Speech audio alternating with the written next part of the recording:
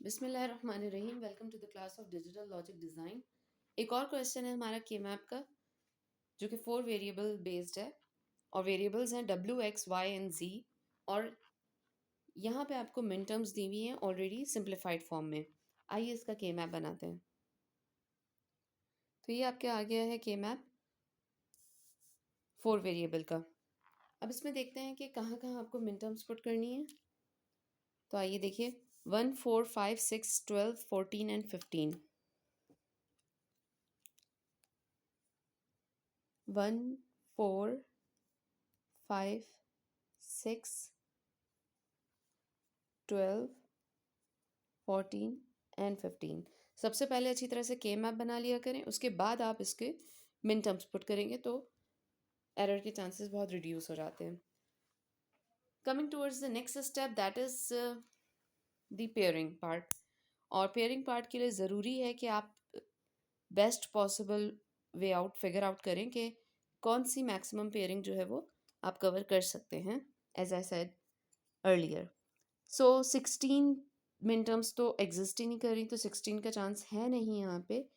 8 मिन टर्म्स बन सकती हैं, लेकिन वंस इस तरह से अलाइंड हुए हैं कि 8 का चांस भी 0 है। अब देखते हैं क्या 4 का पेयर्स बन सकता है। जी हाँ, बिल्कुल 4 का पेयर बन सकता है। वो इस तरह से कि 4 12 6 और 14 आपस में नेबर्स हैं। तो आइए इनको कवर करते हैं। 6 14 एंड 4 12 इस तरह से इनकी पेयरिंग हो जाएगी नेबरहुड में। नेक्स्ट आपके पास 3 मंथ्स रिमेनिंग हैं, जिसमें से 1 और 5 की पेयरिंग क्लियर है। ये हो गई आपकी एक पेयरिंग। अब 15 पे सिर्फ आपके पास 1 बच रहा है। जो 15 पे 1 बच रहा है, क्योंकि उसकी विसिनिटी में, उसके इमीडिएट नेबर में ऑलरेडी 14 पे 1 मौजूद है, ऑल दो वो कवर हो चुका है एक 4 के पेयर में, लेकिन आप 15 के लिए उसको फिर से अकोमोडेट कर सकते हैं और यहाँ पे आप इसको ओवरलैप करवा सकते हैं, क्योंकि 15 का 1 बच रहा था। तो ये हो गई आपकी pairing complete. Once you done with the pairing, उसके बाद फिर आप सिंप्लीफाइड में सम ऑफ प्रोडक्ट्स लिखा करें, सम या सिंप्लीफाइड टर्म्स फाइंड आउट किया करें। ठीक है, सबसे पहले पेयरिंग का काम ख़त्म कर लिया करें। जब आप इसकी पेयरिंग की बात करेंगे, तो जैसे हम प्रीवियस वीडियो में अपनी नंबर ऑफ़ लिटरल्स पे एक मैं क्लास ले चुकी हूँ, उसमें आपको पता चल गया है कि किस तरह से अगर 4 वेरिएबल्स हों और 4 का पेयर बन रहा हो तो 2 लिटरल्स बचते हैं। तो इसमें 2 ही लिटरल्स बचने चाहिए। Make sure this thing. W X Y Z है, चेक करते हैं पहले डब्ल्यू को। तो डब्ल्यू जो है वो रॉ नंबर 2 में, रॉ नंबर 3 में जो है डब्ल्यू प्राइम और अनप्राइम है, तो डब्ल्यू कैंसिल हो जाएगा। जबकि एक्स दोनों रॉज में एक्स ही है, तो एक्स यहाँ पे बच रहा है हमारे पास। अब आ जाते हैं वाई पे। फर्स्ट कॉलम में वाई वाई प्राइम है और लास्ट कॉलम में वाई सिंपल वाई है, तो मतलब वाई कैंसिल हो जाएगा। जबकि जेड की बात करें तो फर्स्ट कॉलम में जेड जेड प्राइम है और लास्ट कॉलम में भी जेड जेड प्राइम ही है, इसलिए जेड बचेगा। तो आप देखेंगे 4 मिन टर्म्स का पेयर बना था, तो इसमें 2 लिटरल्स बचने चाहिए, तो और 2 लिटरल्स ही बच रहे हैं, विच इज़ लॉजिकली करेक्ट। अगर 3 बच रहे हो तो मतलब you are doing some mistake, उसको रीचेक कर लीजिएगा। अब यहाँ पे आ जाते हैं इस पेयर के ऊपर।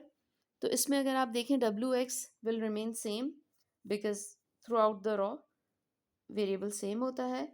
वाई जेड को चेक करना पड़ेगा, वाई सेम है दोनों कॉलम में, 14 और 15 में जो स्क्वायर्स हैं, तो वाई एज इट इज आ जाएगा। जबकि जेड प्राइम और जेड है तो जेड कैंसिल हो जाएगा। तो यू सी कि 2 का पेयर बना है, तो 3 लिटरल एनी हाउ यहाँ पे बचने चाहिए और 3 लिटरल्स आपके पास बच रहे हैं। अब आ जाते हैं लास्ट पेयर पे। लास्ट पेयर के लिए मैं यहाँ लिख लेती हूँ। फर्स्ट रॉ में डब्ल्यू प्राइम है, सेकंड में भी डब्ल्यू प्राइम है, 3 लिटरल्स बचने चाहिए हर सूरत।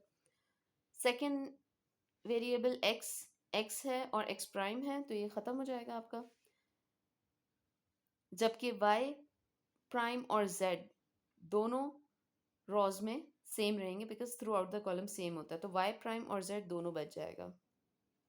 तो ये हो गया आपका सिंप्लीफाइड सा आंसर, जो कि बहुत इजी था।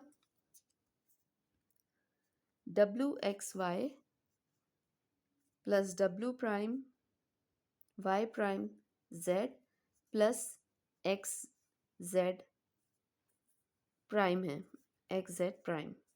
So this is your answer. I hope this is very much clear up to you. I'll see you in the next video.